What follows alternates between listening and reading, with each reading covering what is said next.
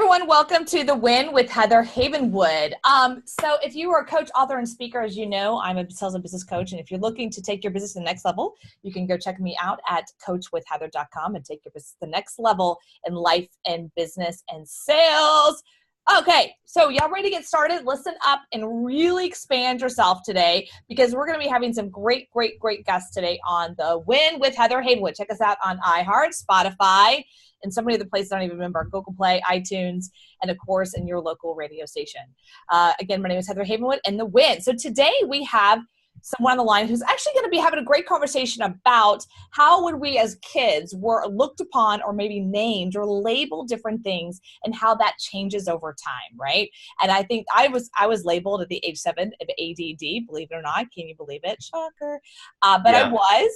I was labeled ADD when I was 7 years old. And so this gentleman that we'll be talking about today, he was known as a dumb kid in school, labeled, of course. He attended special education classes and was diagnosed with ADHD and dyslexia. Today, he's the founder of 11 world-class brands, best-selling author of 9 books, and named a top 10 leadership authority by Gurus International, which is super cool.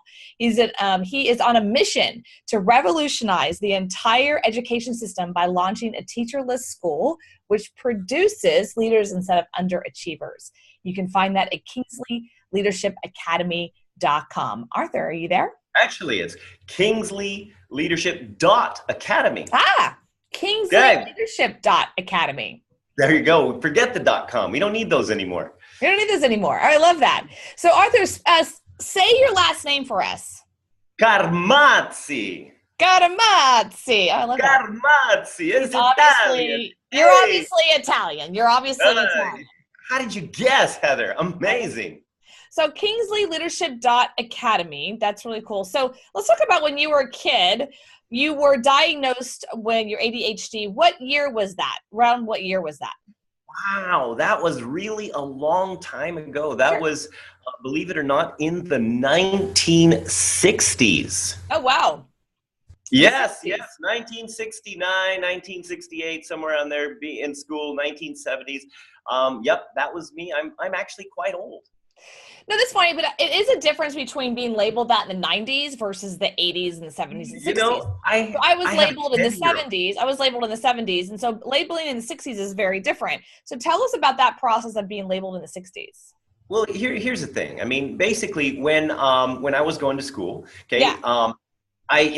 I was doing my best. I'm going in there. It's like, but and then one day the teachers called my parents. I said, Mr. and Mrs. Carmizzi, your son Arthur is special. Okay, that's code word for stupid. Okay, so of course, they said he needs to go to the special children's class. And so, well, off I went, right? Right. And in the special kids class, there was this teacher named Mrs. Kelly, and she was so sweet, so kind, and she made me feel like it was just okay to be stupid. What a horrible label that is, that actually your teachers are saying it's okay to be dumb. It's okay to be special. It's okay to, and not special in a good way, but special to be, it's okay to be not so bright. I mean, think about the implications of a kid at age. That's pretty bad. Well, let's look at the bigger ramifications of that, okay? Yeah. I mean, the thing is that you believe it, right? And, it got to the point to literally where my identity as a person was, well, okay, I'm not as good, not as smart as the rest of the kids. So, I guess I just got to deal with what I got. And so you start to kind of give yourself a ceiling that is imposed by how people treat you and how people perceive you. So, that is the most damaging. And the thing is that, this was in the 60s. Okay, my son is 10 years old, and in first grade, he had a teacher that did the exact same thing. Okay, and you'd think that by now people, the education system would be a little bit more advanced, and people would have at least, some way of dealing with this kind of situation. And yet, if you ask my son to spell things, okay, even though he's in 4th grade, okay, he's not really going to be very good at it. Okay, he's not going to be as good as a normal fourth grader to spell things. In fact, for that matter, I'm not even that good at spelling things, even though I've written actually 11 books, not 9. But the thing is that if you ask my son about genetic engineering, he can spout all sorts of crazy stuff about this stuff. And he can tell you about CRISPR. He can tell you about all sorts of crazy stuff. Okay. And he's got plans on how to use genetic engineering to literally revolutionize the salmon market in the tropics, because it's not that easy to get healthy fish. So what I'm hearing from you is, and I understand this, is in the education system today, it doesn't teach entrepreneurship, it doesn't think creative thinking, it doesn't think outside the box thinking, and that's true. I think everyone knows that already. You know, I was diagnosed ADD and I was put in special classes, but then I was going to a smaller class or small school, so I didn't have that stigma. But it was a big conversation. Can I keep up with the other students, right? And of course, I succeeded very well, and I actually did very well in college and beyond. But it did give a ramification, especially for our females, around it's okay to be dumb. You don't have to be as smart as the other people. But I think it's interesting about that you're a male and that you were diagnosed at a very young age. So when was that shift for you that you actually started to not believe that was true? When did that shift start to happen? You know, when it actually happened by accident. They said, oh, well, sorry, before you can go to high school, you have to go to an algebra class. I'm thinking, oh my gosh, algebra, that's like math for smart kids. I can't do that. Right. And so, you know, like they said, but you have to go. So I went. So here's the thing, okay? This teacher, his name was Mr. Backus. He had this very shiny bald head. And for some reason, I think he always wore this, you know, same brown corduroy coat. I don't know if it was the same one or he had different ones. Right. He was so, I just remember him so clearly. And I remember my very first report card. Guess what I got? An F. Of course I got an F. I was a stupid kid. I knew I was a stupid kid. Everybody knows I was a stupid kid. But see, here's the thing. This teacher, he sat down with me and he said, Arthur, can you just look at this simple problem? He just wrote a simple problem on the board. And he said, can you look at this and tell me the answer? And of course, what do? Okay, you do what everybody tells you to do. Write out, because you have to show your work. So I started to write it out. He says, no. Don't write it out. Just tell me what you think the answer is. And I said, well, I think it's this. And he said, that's right. And so then he wrote another one and says, what's the answer? And I said, this one. And he said, that's right. And he says, Arthur, would you like some extra credit? I was like, yeah, of course. I want to graduate. I want to go to high school. So he says, okay, every Friday we are going to do a quiz game. And you get to compete with other students in the class. And I think you're going to be really good at this game if you just volunteer, but you got to volunteer. So, okay, I got to volunteer and be in front of all these kids and kind of make an ass out of myself. So sorry, can I say that? No. Okay, well. So here it is. Friday comes along. I'm very reluctantly volunteering for this thing. But here's the thing. It turns out I'm really good at this game. But the difference is I'm really good at this game in front of a class of my entire peers. And what ends up happening is that these people, these kids, eventually, after about 3 weeks of me being good at this game, some of them come up to me and say, hey, Arthur, can you help me with my homework? I'm thinking, oh my gosh, these people think I'm smart. And I make up something like, oh, you know, my mom's waiting for me. Until one day, Lynn Pachowski, this beautiful 8th grade girl, comes up and says, Arthur, can you help me with my homework? And I'm like, yeah. And I learned to be smart. Okay, got it. Okay, that's great. So your teacher really opened the door for you to be able to shift. I think that teachers have such a credible piece of that. And of course you had the girl in there. That's kind of fun, right? So tell us more about your academy that you're doing now. So is that story of what happened to you when your kid is really the catalyst to the current new project you're doing? Where are you with that project? Absolutely. Actually, right now, it's the building is about 18 stories high, and it's in Malaysia. And the system we've just created. This is the first of its kind. Okay, so it's first of its kind. So tell me more what you mean by that. So first of all, is it going to be online? Is it going to be American, U.S., English? Is it going to be, you said it's in Malaysia. So are they teaching only third world countries? Or are they teaching, you know, what's the focus? All right. Well, first of all, it's an international school, and we intend to basically get students from all over the world, those who can afford it and those who can't, because we also have company sponsors. But it is a physical school located in Malaysia, and it's been designed specifically to not use teachers or to have little pods, okay, that we call for the what we call wisdom teams, where 5 students teach each other and are supported by coaches. Okay, interesting. So a couple things. I have a question. First of all, is this a K through 12? Is it only upper class? Is it college? What's the, I guess the age? 13 to 18 is the age group. What is that, like 6th grade? I have no clue. 7th grade? That would be, yeah, starting at roughly about 7th grade to high school. So junior high and high school. Okay, so basically they're not going to go to their school. They're literally going to go to this school, correct? They're like, whatever their system is there, they're just going to stop doing that. They're going to go to this school, correct? Well, this is an international boarding school. It's a private school. And our goal, of course, is to not just get the people. I mean, it's expensive for the people that can afford it. But our goal is to really bring people from third world countries that just don't have the opportunity. And, you know, we have a lot of company sponsors that are willing to actually bring, you know, support a lot of these kids to really, again, it's developing leadership and the ability to, you know, it's like people like us, for example, like you and I, we have beat the odds. But, you know, there's a lot of kids out there that just don't do well on tests. And they don't really have that opportunity to see their potential because they don't have that one teacher like I did, or maybe, you know, somebody that inspired you. Okay, yeah, that's interesting. So a curiosity I have with this, your academy, I think it's really great what you're doing.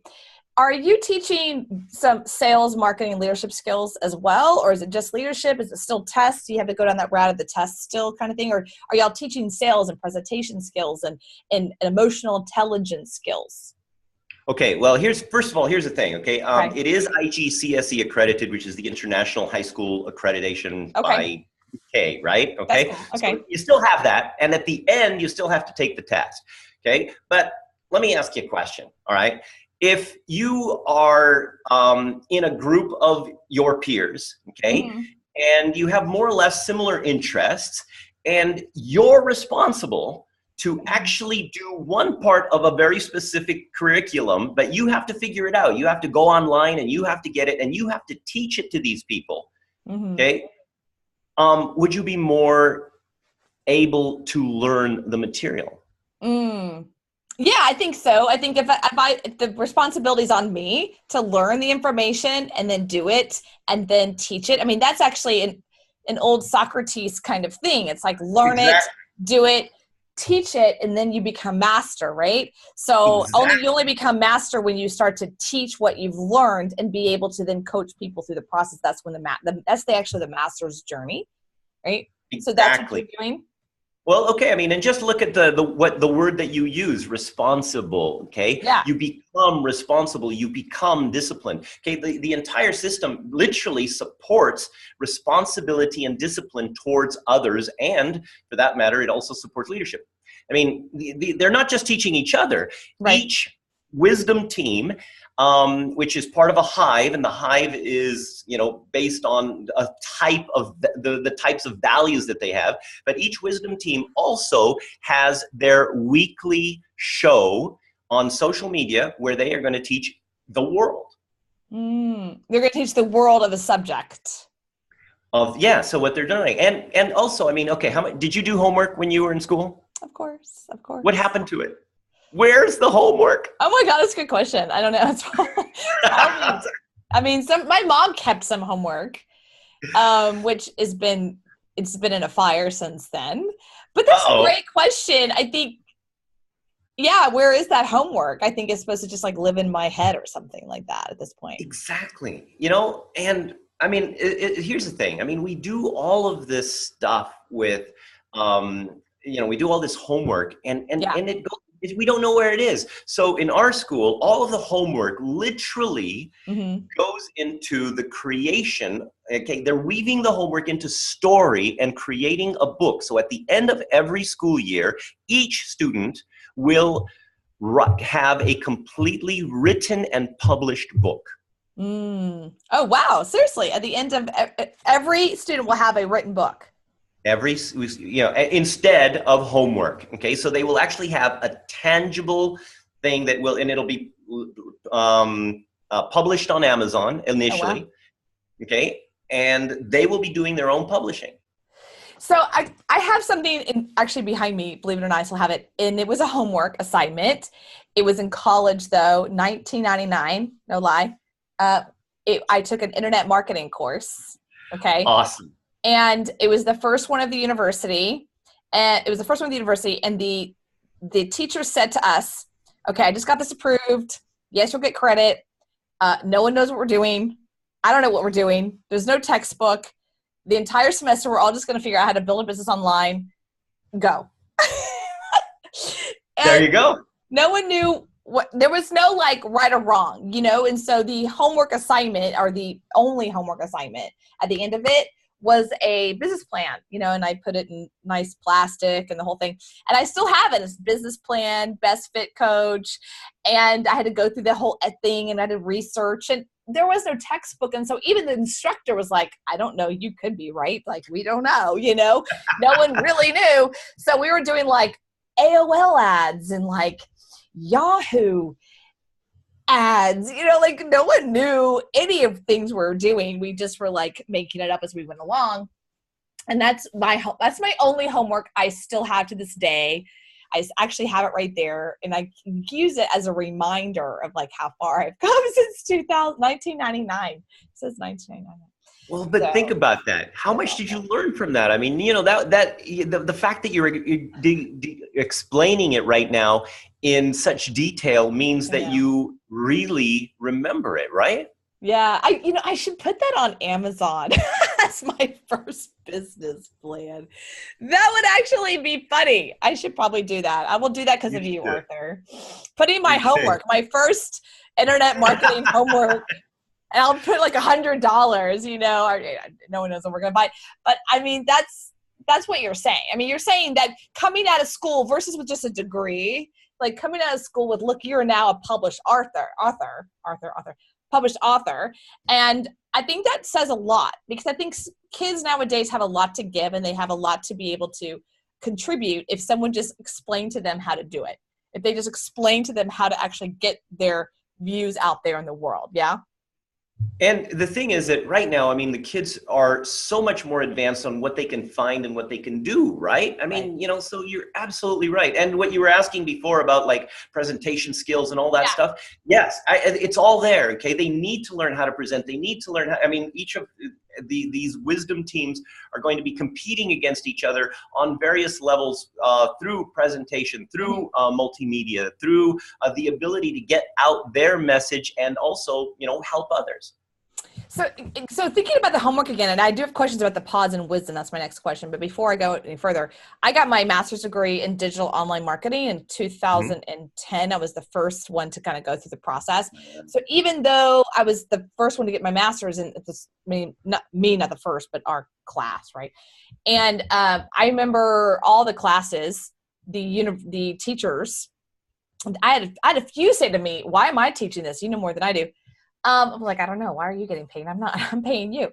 But the point is that all of our homework at the end of it were all project based, right? So we had to have a presentation, or we had to do a voiceover presentation.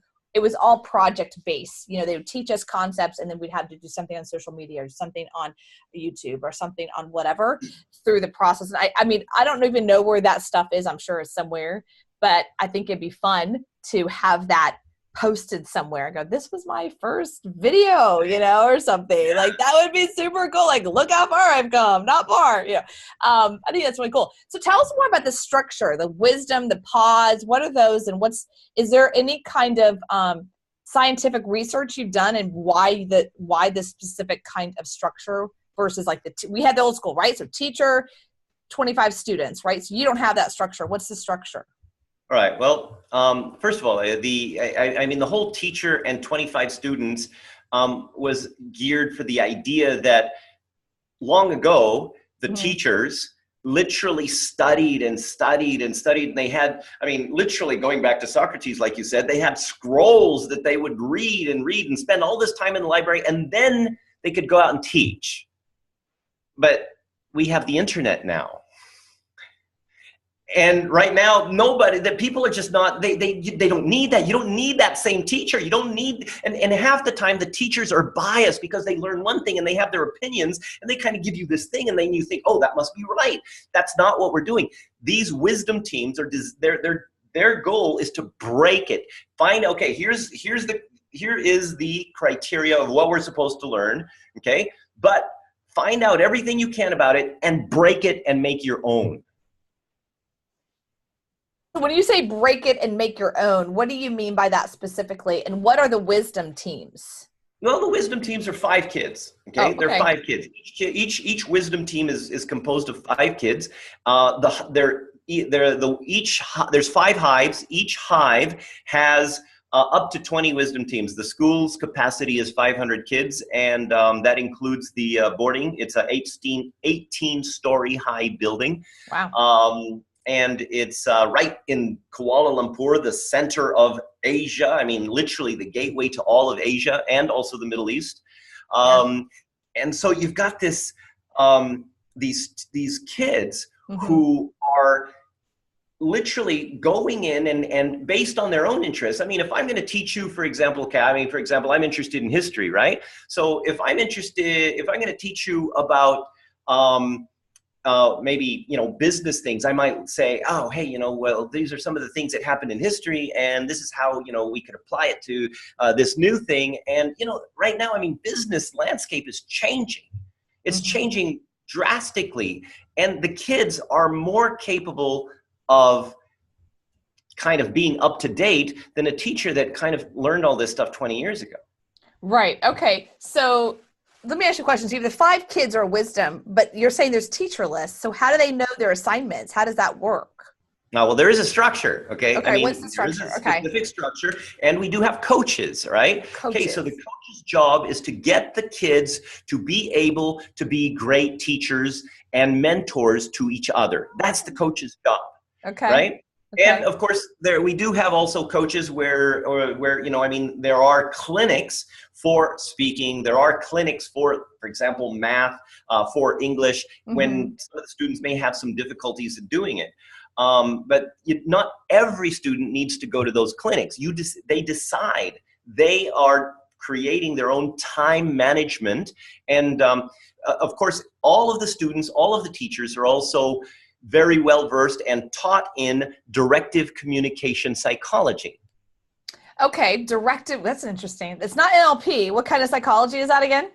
Well, directive communication psychology is the science of group dynamics. It's how people act and react to each other in groups and how to influence those groups. Social dynamics. No, I mean, that's not the scientific word for it, by the way. But social is it's like an element of social dynamics, right? Which is so interesting. Now, we're going to wrap it up here in a second, but I do have questions on a gender level. Do y'all try to do 50-50? Is there a mix of ethnic? Do y'all try to keep that diverse as much as possible? Or is it just a matter of, sometimes who can actually pay or not? Well, remember, Kate, I mean, yes, we need the people that pay because, I mean, of course that's. Yeah, no, I get it. It's a business model. And I totally get it. I'm just curious, is there a look at the gender? Yeah.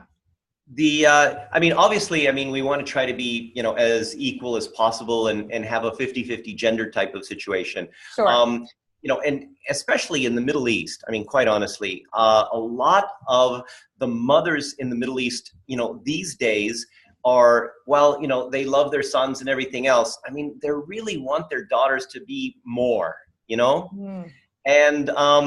it's, and this is the perfect place to actually make that happen because, first of all, in Malaysia, it's safe, okay?